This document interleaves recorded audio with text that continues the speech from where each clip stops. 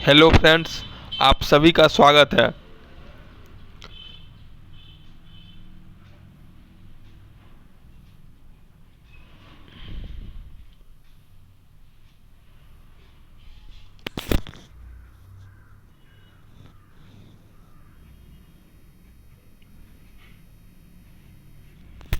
जिला न्यायालयों की स्वतंत्रता मूल ढांचा।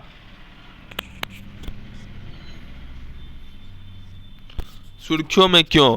सुप्रीम कोर्ट ने अखिल भारतीय न्यायाधीश संघ बनाम भारत संघवाद में फैसला सुनाते हुए स्पष्ट किया है कि जिला न्यायालयों की स्वतंत्रता भी संविधान के मूल ढांचे का हिस्सा है। अन्य संबंधित तथ्य। कोर्ट ने इस केस में फैसला सुनाते हुए न्यायपालिका से संबंधित कुछ सिद्धांतों पर प्रकाश डाला है। इनमें शामिल है जिला न्यायालय, हाई कोर्ट और सुप्रीम कोर्ट के बीच वेतन, पेंशन तथा अन्य सेवा शर्तों के मामले में देश भर में एकरूपता बनाए जाना चाहिए। शक्तियों का पृथक्करण। न्यायालय के पदाधिकारियों को विधायिका और कार्यपालिका के कर्मचारियों से अलग माना जाना चाहिए। पदनाम और सेवा शर्तों में एकरूपता। एकीकृत न्यायपालिका का अर्थ है कि राज्य के न्यायाधीशों की सेवा शर्तें अन्य राज्यों में समान पद पर नियुक्त न्यायाधीशों की सेवा शर्तों के समान होनी चाहिए। हाई कोर्ट, जिला एवं सत्र न्यायालय, सिविल दीवानी मामले, अधीनस्थ न्यायालय, मुसीफ कोर्ट, क्रिमिनल फौजदारी मामले, मुख्य न्यायिक मजिस्ट्रेट की अदालत, न्यायिक मजिस्ट्रेट की अदालत।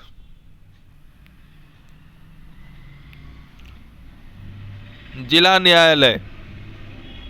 जिला न्यायाधीश जिले में सर्वोच्च न्यायिक प्राधिकारी है। अधीनस्थ न्यायपालिका का संगठनात्मक ढांचा, अधिकारिता और नामांकन राज्य निर्धारित करते हैं। इस कारण से जिला न्यायालयों की स्थिति एक राज्य से दूसरे राज्य में अलग अलग हो सकती है। जिला न्यायालय मुख्यतः त्रिस्तरीय ढांचे पर आधारित है। जिला न्यायाधीशों की नियुक्ति, पदस्थापना, पोस्टिंग और नियुक्ति हाईकोर्ट के परामर्श से राज्यपाल करता है।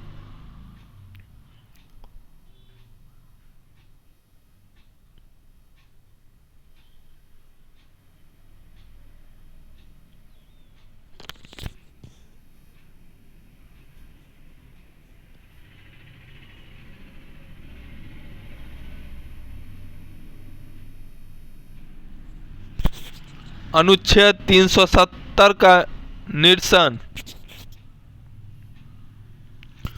सुर्खियों में क्यों? सुप्रीम कोर्ट की संविधान पीठ ने सर्वसम्मति से अनुच्छेद 370 को निरस्त करने के केंद्र सरकार के फैसले को बरकरार रखा है। गौरतलब है कि 2019 में केंद्र सरकार ने अनुच्छेद 370 के तहत जम्मू कश्मीर की विशेष दर्जे की स्थिति को समाप्त कर दिया था। अन्य संबंधित तथ्य।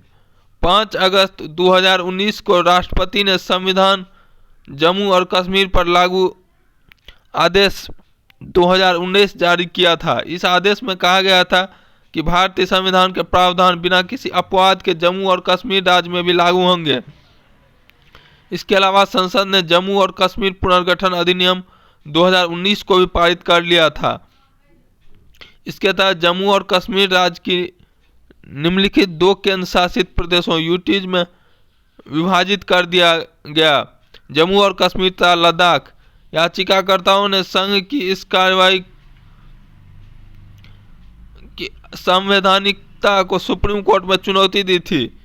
सुप्रीम कोर्ट का निर्णय। सुप्रीम कोर्ट ने अगस्त 2019 में जारी राष्ट्रपति की उद्घोषणा को बरकरार रखते हुए कहा कि 1947 में जम्मू कश्मीर के भारत में विलय होने के बाद उसकी स्वयं की कोई संप्रभुता नहीं हो गई थी।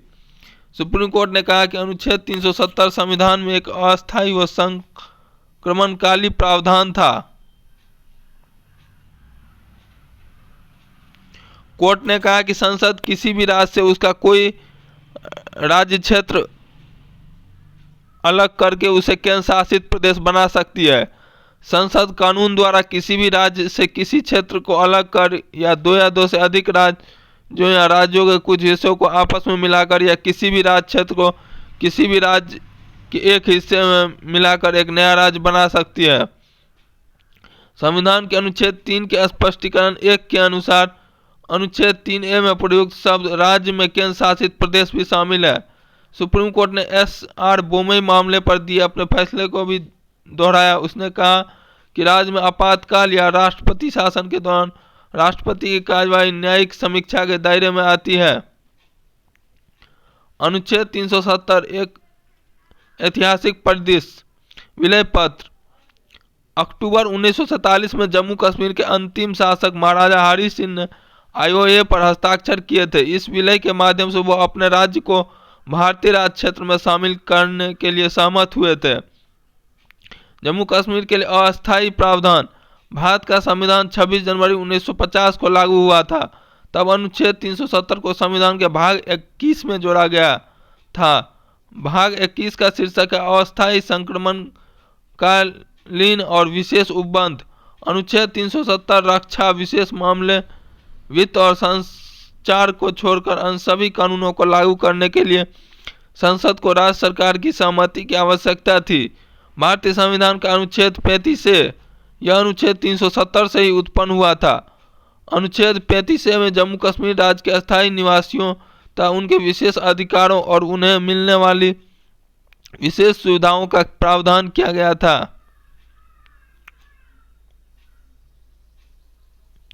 अनुच्छेद 3 यह प्रावधान करता है कि संसद कानून द्वारा नए राज्यों का निर्माण कर सकती है और मौजूदा राज्यों के राज्य क्षेत्रों, सीमाओं या नाम में परिवर्तन कर सकती है। अनुच्छेद के पहले हिस्से में कहा गया है कि उपयुक्त कानून के किसी विधेयक को राष्ट्रपति की सिफारिश पर ही संसद के किसी भी सदन में पेश किया जाएगा। यदि विधेयक किसी राज्य के राज्य क्षेत्र, सीमा या नाम को प्रभावित करता है तो राष्ट्रपति को ऐसे विधेयक को संबंधित राज्य विधानमंडल के विचार के लिए उसे भेजा जाना चाहिए।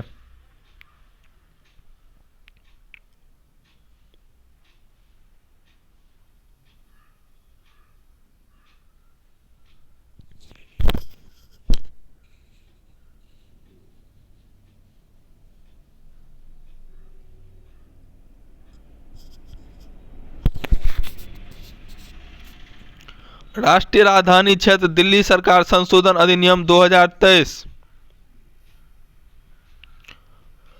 सुर्खियों में क्यों?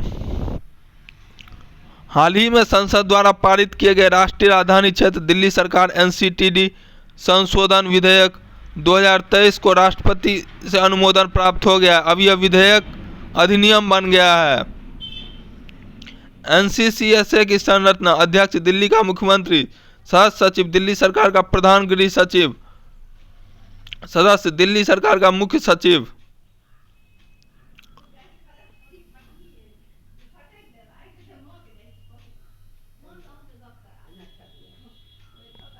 एनसीटीडी संशोधन अधिनियम के मुख्य प्रावधान। राष्ट्रीय राजधानी सिविल सेवा प्राधिकरण एनसीसीएसए। इस अधिनियम में एनसीसीएसए के गठन का प्रावधान किया गया है। इसका उद्देश्य सेवाओं से संबंधित कुछ मामलों जैसे ट्रांसफर, पोस्टिंग, विजिलेंस और अन्य महत्वपूर्ण मामलों पर दिल्ली के एलजी की सिफारिशें करना है। एनसीसीएसए के सभी निर्णय उपस्थित और मतदान करने वाले सदस्यों के बहुमत के आधार पर लिए जाएंगे। दिल्ली में प्रधान गृह सचिव और मुख्य सचिव दोनों की नियुक्ति केंद्र सरकार करेगी। एलजी की शक्तियां। ऐसे मामले जिनमें एलजी पूर्णतः अपने विवेक से कार्य कर सकता है निम्नलिखित है। ऐसे मामले जो दिल्ली विधानसभा की विधायी क्षमता से बाहर है किंतु उन्हें एलजी को सौंपा गया है, या ऐसे मामले जहां एलजी को कोई न्यायिक या अर्ध न्यायिक कार्य करने की आवश्यकता होती है। एलजी को प्रमुखता। यह कानून एलजी के विशेषाधिकार का विस्तार करता है। इसके तहत वह एनसीसीएसए की सिफारिशों की स्वीकार कर सकता है या पुनर्विचार के लिए वापस भेज सकता है। एलजी और एनसीसीएसए के बीच मतभेद होने की स्थिति में एलजी का निर्णय अंतिम होगा। मंत्रियों द्वारा मामलों का निपटान। कुछ विशेष मामलों में आदेश जारी करने से पहले दिल्ली सरकार के मंत्रियों को मुख्यमंत्री और मुख्य सचिव के माध्यम से उन मामलों को एलजी की राय हेतु उसके समक्ष प्रस्तुत करना होगा। ये मामले निम्नलिखित से संबंधित हो सकते हैं। दिल्ली में शांति व्यवस्था। दिल्ली सरकार और केंद्र सरकार, सुप्रीम कोर्ट या अन्य राज्यों के बीच संबंध, विधानसभा सत्र को बुलाना, सत्रावसान एवं विघटन तथा ऐसे मामले जिन पर एलजी को अपने का अधिकार से आदेश देना होता है। राष्ट्रीय राजधानी क्षेत्र एनसीटी दिल्ली की शासन व्यवस्था केंद्र शासित प्रदेश यूटी के रूप में वर्गीकरण। राज्य पुनर्गठन अधिनियम 1956 के तहत दिल्ली को एक यूटी के रूप में वर्गीकृत किया गया है। ध्यातव्य है कि केंद्र शासित प्रदेशों के प्रशासन का प्रावधान संविधान के अनुच्छेद 239 के तहत किया गया है। इस अनुच्छेद में यह उल्लेख किया गया है कि यूटीज का प्रशासन सीधे राष्ट्रपति या राष्ट्रपति द्वारा नियुक्त प्रशासक द्वारा किया जाएगा। विशेष दर्जा एस बालकृष्णन समिति की सिफारिशों के बाद 69वें संविधान संशोधन अधिनियम 1991 द्वारा दिल्ली को विशेष राज्य का दर्जा प्रदान किया गया था। दिल्ली सरकार के प्रशासन का विकास, इसे भाग सी का राज्य बनाया गया। 1951-1952 निर्वाचित मुख्यमंत्री के साथ विधानसभा का सृजन किया गया। राज्य पुनर्गठन अधिनियम के तहत दिल्ली को यूटी का दर्जा दिया गया। 1956-1966 दिल्ली को सीमित प्रतिनिधि सरकार प्रदान करने के लिए दिल्ली प्रशासनिक अधिनियम पारित किया गया। 69वां संविधान संशोधन और जीएनसीटीडी अधिनियम 1991 पारित किए गए। 1991-2021 जीएनसीटीडी संशोधन अधिनियम 2021 पारित किया गया। साथ ही इसे राष्ट्रीय राजधानी क्षेत्र दिल्ली एनसीटीडी के रूप में नामित किया गया। इस संशोधन द्वारा संविधान में अनुच्छेद 239 ए को जोड़ा गया और दिल्ली को विधानसभा एवं मंत्रिपरिषद से युक्त एक केंद्र शासित प्रदेश बनाया गया। उपराज्यपाल एलजी को दिल्ली के प्रशासक के रूप में नामित किया गया। यह दिल्ली सरकार की मंत्रिपरिषद की सहायता और परामर्श से कार्य करता है। दिल्ली विधानसभा की शक्तियां, दिल्ली विधानसभा के पास पुलिस, लोक व्यवस्था और भूमि को छोड़कर राज्य सूची एवं समवर्ती सूची के विषयों पर कानून बनाने की शक्ति है। संसद दिल्ली से संबंधित राज्य और समवर्ती सूची के सभी विषयों पर कानून बना सकती है। जीएनसीटीडी अधिनियम, दिल्ली राष्ट्रीय राजधानी राज्य क्षेत्र शासन अधिनियम जीएनसीटीडी 1991 के तहत दिल्ली विधानसभा और दिल्ली सरकार के कामकाज के लिए रूपरेखा तैयार की गई है।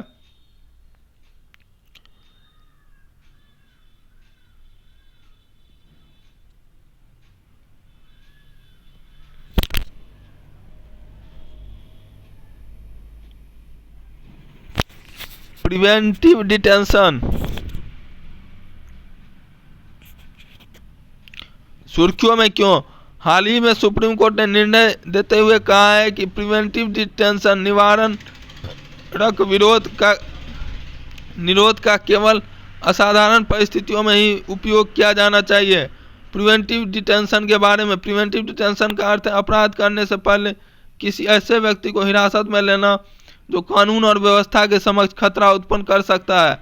ऐसा व्यक्ति अभी तक कोई अपराध नहीं किया होता है, लेकिन प्राधिकारियों को लगता है कि वो ऐसा कर सकता है। ऐसे में व्यक्ति द्वारा भविष्य में किसी अपराध को अंजाम देने से रोकने हेतु उसे डिटेन किया जाता है। इसके तहत व्यक्ति को बिना कोई मुकदमा चलाए हिरासत में रखा जाता है। भारत का संविधान अनुच्छेद 22(1) और 22(2) के तहत गिरफ्तारी तथा हिरासत में सुरक्षा प्रदान करता है। प्रिवेंटिव डिटेंशन कानून के तहत गिरफ्तार या हिरासत में लिए गए व्यक्ति पर संविधान के प्रावधान लागू नहीं होते। अनुच्छेद 22(3) संसद को भारत की रक्षा, विदेशी मामलों और सुरक्षा से जुड़े मामलों के लिए प्रिवेंटिव डिटेंशन संबंधी कानून बनाने का अनन्य प्राधिकार प्राप्त है। राज्य की सुरक्षा, लोक व्यवस्था को बनाए रखने तथा आपूर्ति और सेवा के रखरखाव से संबंधित मामलों के लिए संसद के साथ साथ राज्य विधानमंडल भी कानून बना सकता है। निम्नलिखित कुछ कानून हैं जिनमें प्रिवेंटिव डिटेंशन के आधार प्रावधान किए गए हैं। दंड प्रक्रिया संहिता, narcotic drugs and psychotropic substance act 1985, गैर कानूनी गतिविधियां रोकथाम अधिनियम आदि। प्रिवेंटिव डिटेंशन से संबंधित संवैधानिक प्रावधान, अनुच्छेद 22(1) किसी भी व्यक्ति को गिरफ्तारी के कारणों की जानकारी दिए बिना उसे कस्टडी में रखकर डिटेन नहीं किया जा सकता। या अपनी रुचि के वकील से परामर्श करने या बचाव कराने के अधिकार से वंचित नहीं किया जा सकता। अनुच्छेद 22(2) प्रत्येक व्यक्ति जिसे गिरफ्तार किया गया है या कस्टडी में रखकर डिटेन किया गया है उसे ऐसी गिरफ्तारी के 24 घंटे के भीतर मजिस्ट्रेट के समक्ष पेश किया जाएगा। अनुच्छेद 22(3) उपयुक्त 2 खंड उस व्यक्ति पर लागू नहीं होंगे जो उस समय भारत के किसी शत्रु देश का नागरिक है या किसी प्रिवेंटिव डिटेंशन कानून के तहत गिरफ्तार या डिटेन किया गया है।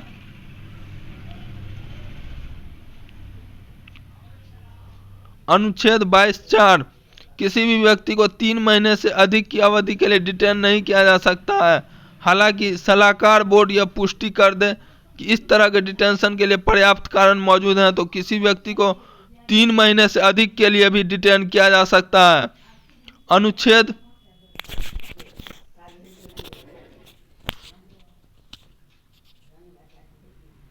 22(7) भी किसी व्यक्ति को सलाहकार बोर्ड की राय के बिना 3 महीने से अधिक समय के लिए डिटेन किया जा सकता है यदि संसद कानून द्वारा यह प्रावधान करती है कि ऐसे डिटेंशन की अधिकतम अवधि कितनी होगी, तब परिस्थितियां, व्यक्तियों के वर्ग और ऐसे मामले जिन पर ऐसा कानून लागू हो सकता है। प्रिवेंटिव डिटेंशन के संबंध में कोर्ट के मुख्य निर्णय AK गोपालन बनाम मद्रास राज्य 1950। सुप्रीम कोर्ट ने प्रिवेंटिव डिटेंशन अधिनियम को स्वीकृति दी थी। शिवनलाल बनाम उत्तर प्रदेश राज्यवाद। सुप्रीम कोर्ट ने कहा था कि अदालत डिटेन करने की वास्तविकता या डिटेन करने के लिए कोर्ट में पेश तथ्यों की जांच करने में सक्षम नहीं है। शंभुनाथ शंकर बनाम पश्चिम बंगाल राज्यवाद। हालांकि प्रिवेंटिव डिटेंशन की अवधारणा अपने आप में कठोर है और संविधान में गारंटीकृत मौलिक अधिकारों का उल्लंघन करती है, लेकिन कभी कभी देश की सुरक्षा को बनाए रखने के लिए राज्य द्वारा इस तरह के अत्यधिक कठोर कानून उठाने आवश्यक होते हैं।